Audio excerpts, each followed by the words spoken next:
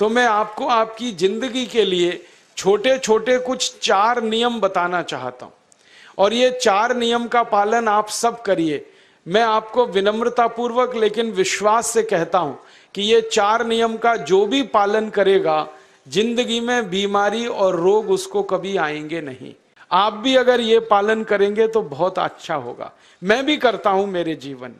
मैं पिछले 15 वर्षों से योग प्राणायाम करता हूं, उसके साथ कुछ नियम मैंने बनाए हैं, वो नियम का पालन करता हूं, और वही नियम आपको बताना चाहता हूं। स्वामी जी पालन करते हैं, मैं करता हूं, हमारे लाखों योग शिक्षक करते हैं, और इन नियमों का पालन करने से हमको इतना लाभ हुआ है कि कभी बीमारी आती नहीं। 15 साल से मैंने हर बार मेरा बीपी चेक किया, नॉर्मल है, शुगर नॉर्मल है, ट्राइग्लिसराइड्स नॉर्मल है, कोलेस्ट्रॉल नॉर्मल है। पिछले 15 साल में कभी सर्दी जुकाम भी नहीं हुआ, गला भी नहीं बैठा, कभी हॉस्पिटल नहीं देखा, कभी डॉक्टर के पास नहीं गए, क्योंकि जरूरत नहीं पड़ी। और वो जरूरत नहीं पड़ी क्योंकि हम निरोगी हैं, स्वस्थ हैं। ये निरोगी और स्वस्थ होने के लिए आयुर्वेद की एक छोटी सी जानकारी आपसे मैं शेयर करना चाहता हूं।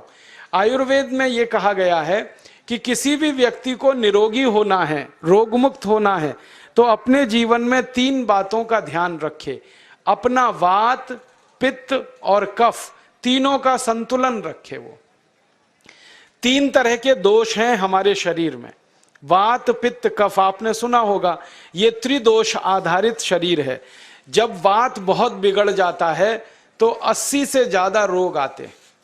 जब पित्त बहुत बिगड़ जाता है तो लगभग 46 से 50 रोग आते हैं, और जब कफ बिगड़ जाता है तो 28 रोग आते हैं, और वात, पित्त, कफ तीनों बिगड़ जाएं तो 148 रोग आते हैं।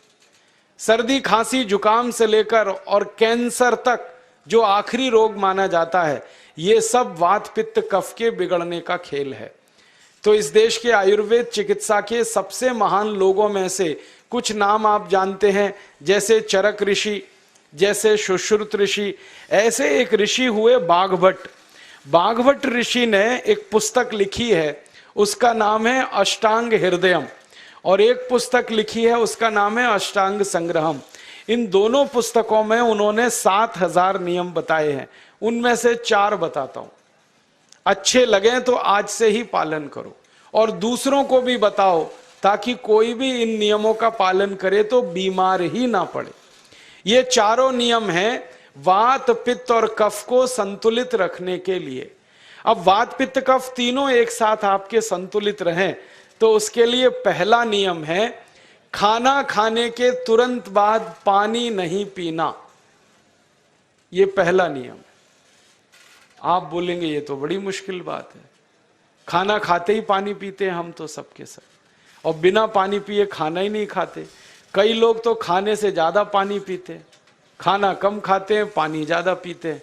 ये खाना खाने के बाद पानी कभी भी नहीं पीना, क्योंकि महर्षि बाघभट्ट कहते हैं भोजनांते विषम वारी, माने भोजन के अंत में पानी पियो तो जहर के पीने के जैसा है। इसलिए वो कहते हैं कभी भी खाने के तुरंत बाद पानी मत पियो। अब आप मुझे पूछोगे क्यों नहीं पिए, कारण बता दो। कारण मैं बताना चाहता हूं सरल भाषा में।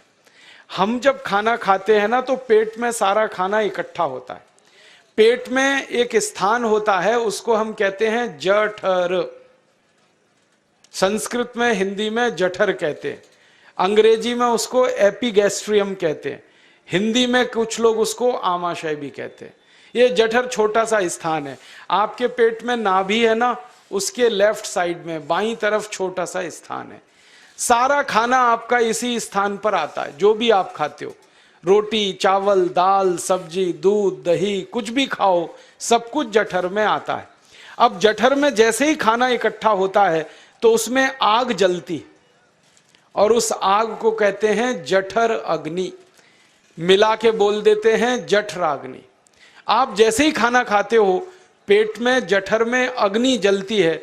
वो अग्नि खाने को पचाती है, और अग्नि खाने को ऐसे ही पचाती है जैसे रसोई घर की अग्नि खाने को पकाती है। आपके रसोई घर में आप अग्नि जलाओ, उसके ऊपर दूध रख दो, दूध में थोड़ा चावल डाल दो, अग्नि जब तक जलती रहेगी खीर तब तक बनती रहेगी।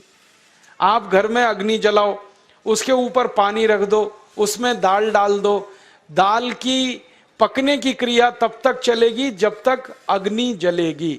ऐसे ही पेट में होता है, जैसे ही आपने खाना खाया पेट में अग्नि जलती है, और जब तक अग्नि जलती है तो खाने के पचने की क्रिया चलती है। जैसे रसोई घर में खाना पकाते हैं वैसे ही पेट में भी खाना पकता है, इसी को हम पचने की क्रिया कहते हैं, अंग्रेजी में उसको डाइजेशन कह देते हैं। तो आपने खाना खाया, पेट में अग्नि जल गई, अब वो खाने को हजम करेगी, पचाएगी। अब मुझे एक प्रश्न का उत्तर दो आप, कि जैसे ही आपने खाना खाया पेट में अग्नि जल गई और वो खाने को पचा रही है, तुरंत आपने गट गट गट गट पानी पी लिया और खूब ठंडा पानी पी लिया, बर्फ मिलाया हुआ पानी पी लिया, फ्रिज का पानी पी लिया, क्या होने वाला है? अग्नि जलेगी कि बुझेगी? अग्नि के ऊपर पानी डालो तो अग्नि और पानी की दोस्ती नहीं है, दुश्मनी है। पानी अग्नि को बुझा देता है।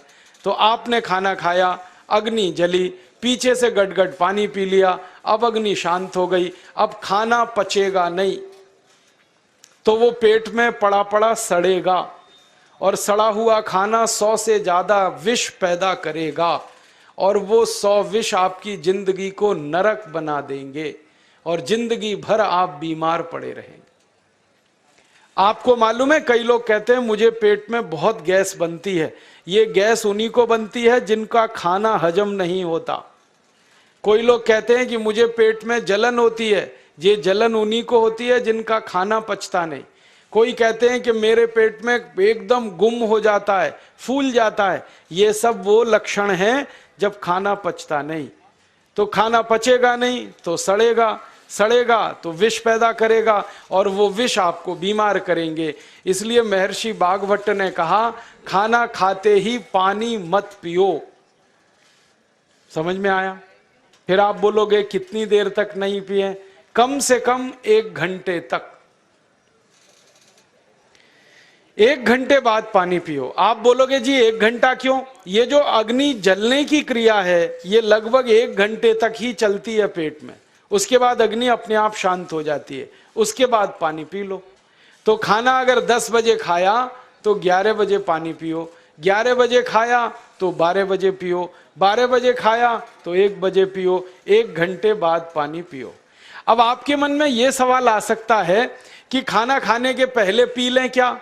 हाँ पी लो, 40 मिनट पहले पेट भर के पानी पी लो। 10 बजे खाना खाना है, 9:20 पे खूब पानी पी लो, जितना पी सकते हो।